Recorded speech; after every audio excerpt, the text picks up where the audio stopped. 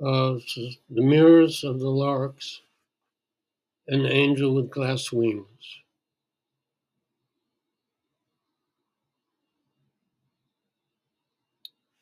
Oh yeah.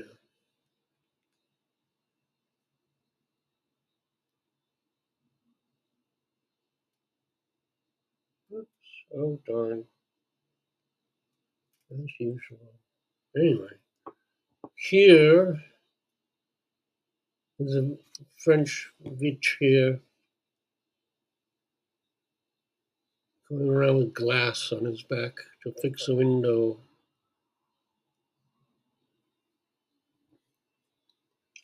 Okay. After wrestling with my phone, we will begin. Uh, when Cocteau was writing the scenes in Orphée, where Lutevis appears as a vitrier, a man fell through the skylight in the library where he was writing and landed right next to him. In the 1926 piece, this angel no longer presents the same face. After being the one who hits and breaks, he becomes Kiss, a good guardian angel who comes and goes between the invisible and the visible, where he takes the appearance of a glazier. He watches over Eurydice and Orpheus, not without clumsiness and a certain amount of helplessness. Cocteau's showing only the hem of the penchant for contradiction, paradox, and epigram in this quote. A good guardian angel who comes and goes between the invisible and the visible, where he takes on the appearance of a glazier. He watches over Eurydice and Orpheus, not without awkwardness and a certain amount of helplessness. The French love sentences that double back on themselves appear to contradict the initial argument and with a flourish come apart like a slip knot, taking the ground out from under the reader, leaving thin air. The aesthetic of failure is the only authentic one. He who does not understand failure is a loser.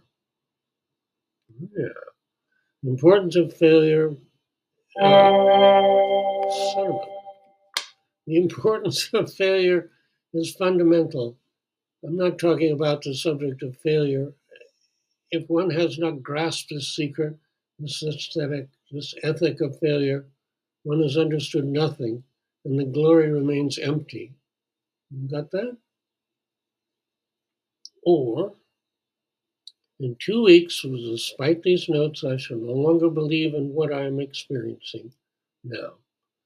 One must leave behind a trace of this journey, which memory forgets.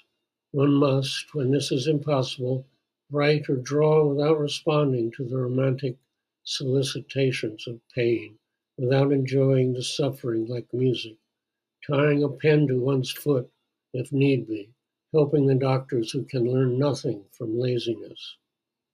Mhm. In the script of Orpheus, the character Eutyches instructs the poet on how to pass through the glass.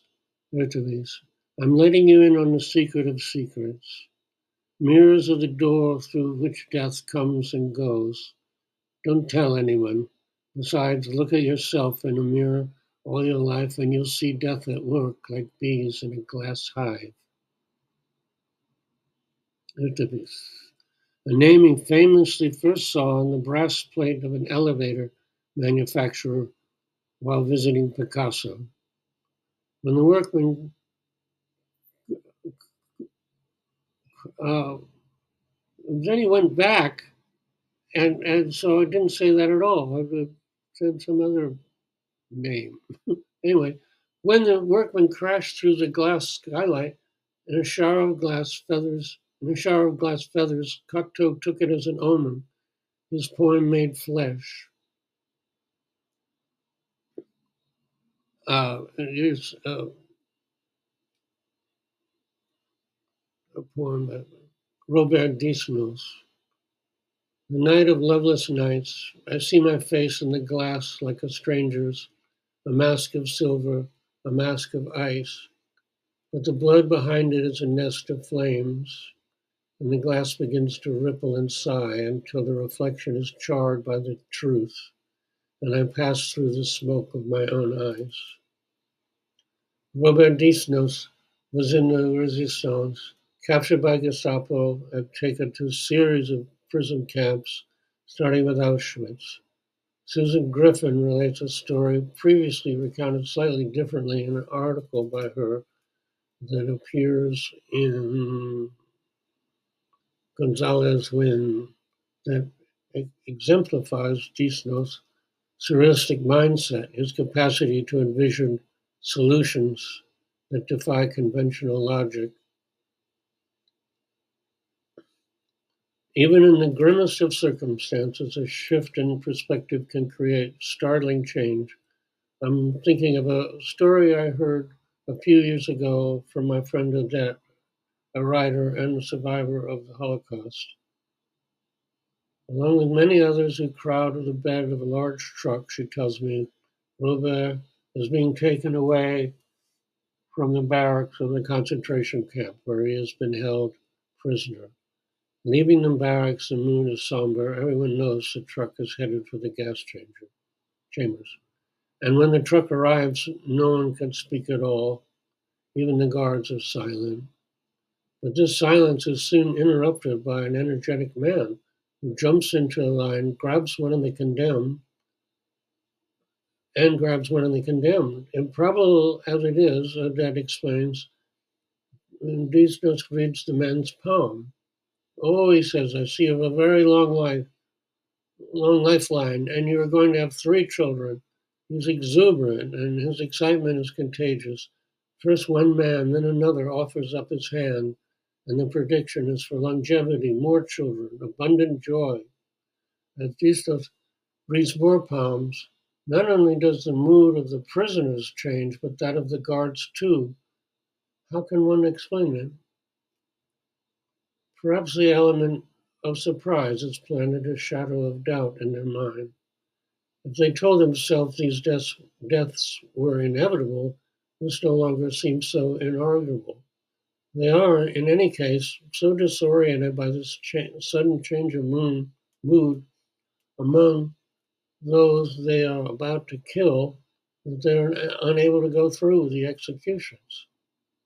So all the men, along with these cells, are packed back into the truck and taken back to the barracks. Jesus saved his own life and the lives of others by using his imagination.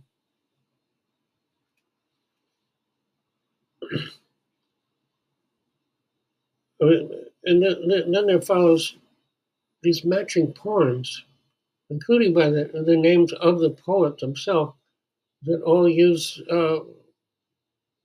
this mirror that catches fire, that burns image. And I wish I could tell you if the two that had the exact same name knew one another, but I didn't get to that in writing this. Anyway, here we go with Joyce Mansour, an Egyptian American poetess who came here, which was 15, fleeing the Nazis. The mirror, the mirror is a hungry mouth. It eats the light and spits out ghosts. But today I fed it a spark and watched the silvering turn to soot. Every time I catch my eye, the mirror catches fire.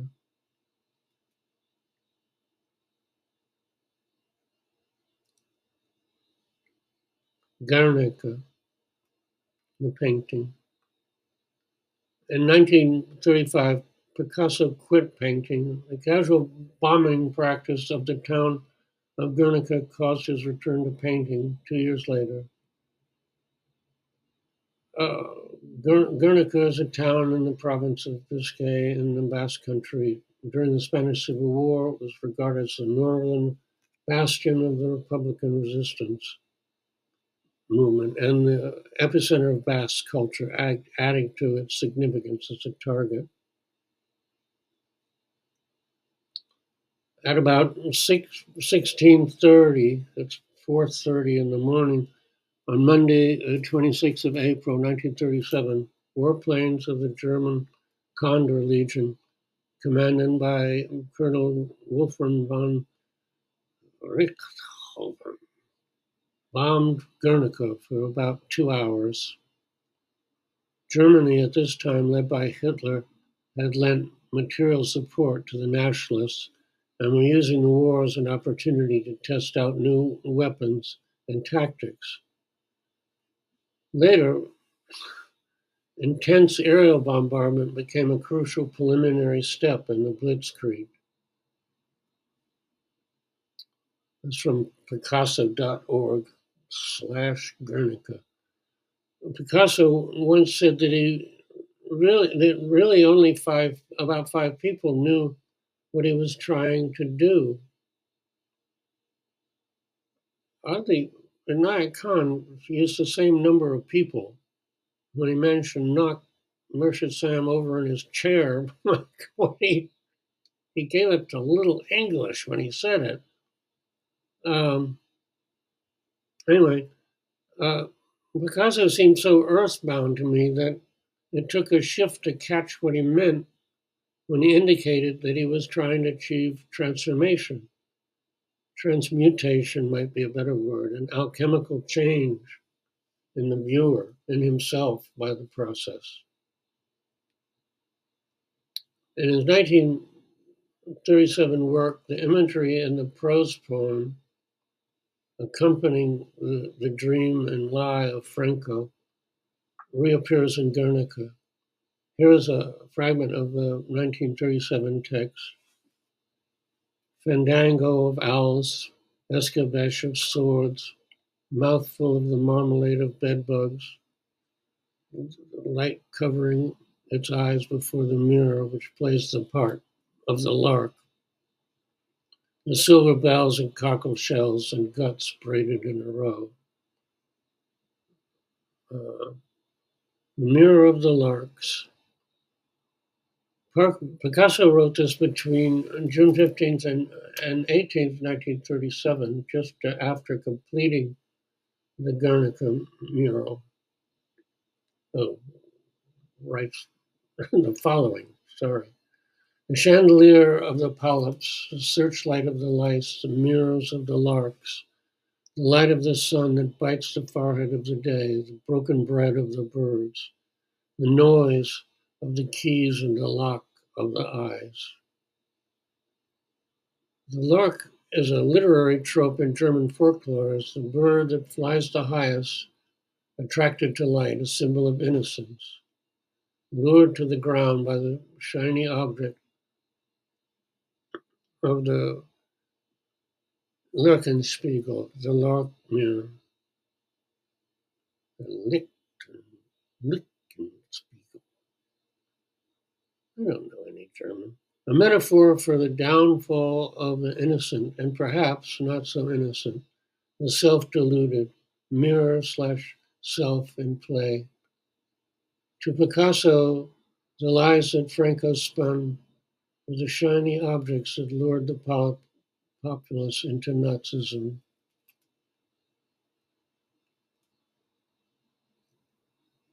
No, there's an illustration showing a guy sitting there on the ground operating two strings to make a little mirror flash, and he has two nets on either side that he can pull close and capture the lark, which I guess they sold as songbirds to stick in a cage. The lark mirror is an actual mirror used to hunt larks, now banned. It is a small crescent with bits of glass on it and a string attached that the hunter pulled at a distance to make it spin, giving a disco ball effect. A cruel trick using the bird's love of light to trick it. This rhymes with the deep-seated cultural fear that the very thing we find attractive will bring our downfall. The Mask of the Red Death comes to mind, Edgar Allan Poe's 1842 tale, in which Prince Prospero attempts to escape a rampant plague by isolating himself and his courtiers in a secluded abbey. Two poems entitled The Mirror by two different poets named Lisa Garrett. The Mirror by Lisa Garrett. I am the ghost that haunts this house, the shadow flickering on the wall, the voice that whispers in the dark, footsteps echoing in the hall. I am the secret kept so well, the story never to be told, the fire that burns within my soul, the heart that grows so gray and cold. I look into the silvered glass and see a stranger standing there with hollow eyes and twisted lips and tangled wild silver hair. I do not know this woman's face. I do not know the life she's led. I only know the pain she feels, the bitter tears she has shed. I turn away and close my eyes and try to find the girl I was, but she is gone, forever lost, and I am left with only gauze to wrap around my broken heart and hide the wounds that will not heal, to mask the truth of who I am and all the things I cannot feel. I walk through rooms I used to love, but now they feel so strange and vast. Every time I catch my eye, or when I pass, the mirror burns. And The Mirror by a different Lisa Garrett. I spent my life as glass, polished, still, and clear, so you could see your own face and never feel the fear of who were behind the mask, the hollow or the cold. I held the image steady in a frame of heavy gold, but a mirror has no heartbeat, and a mirror has no name. It only lives to capture the flickering of your flame. I grew tired of the silver, of the silent empty stare, of being the only proof that you were even there. So I turned my face away from you. I stepped out of the light and left you with the shadows of a long and lonely night. Now there is no one left to watch, no surface in your turns. The silver cracks to charcoal. When I pass, the mirror burns. And a third that uses nearly the same line, the mirror burns.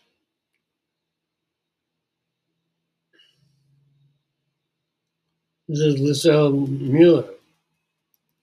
Oh, I think I got her mixed up with the Egyptian gal. Oh well. She's the one who escaped, fled the Nazi regime and arrived when she was 15 in 1939. Oh well, what are facts?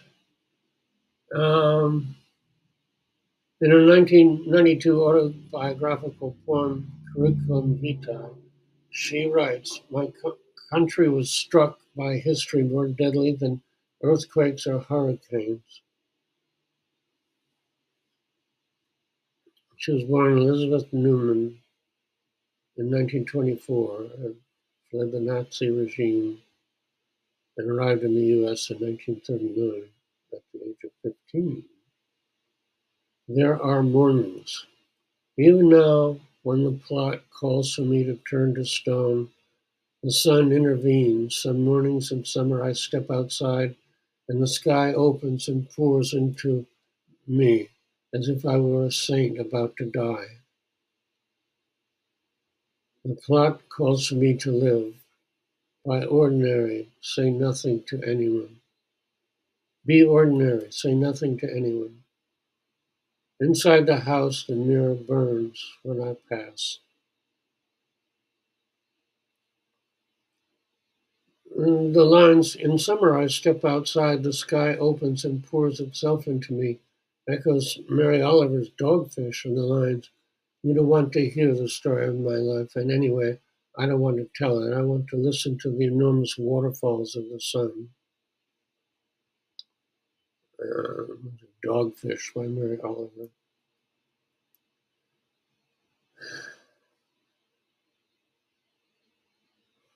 Some people say more and more that biology is the destiny, as though the sea light of help or unconditional love never touches anything, as though the fish in the vacuum of the deep had no reason to believe in the sun, as though the heart were a thing that could be filled like a bucket and then carried through the streets without spilling a drop. I don't want to be part of it. I want to believe in the soft gray underbellies of things. I want to believe in the way the moon climbs over the fence and how the light goes on and off in the houses where the people are sleeping. I want to believe in the dogfish, the way they move through the water like slow, cold dream, their eyes like silver coins, their mouth like small, dark caves. And I want to believe in the way the world is always beginning again, the way the tide comes in, the way the tide goes out, and how the sea foam is always white and the sand is always yellow.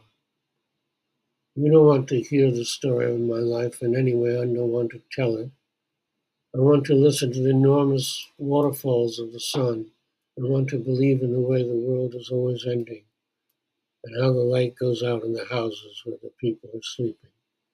I want to believe in the way the dogfish move through the water, their eyes like silver coins, their mouths like small dark caves. And I want to believe in the way the world is always beginning again.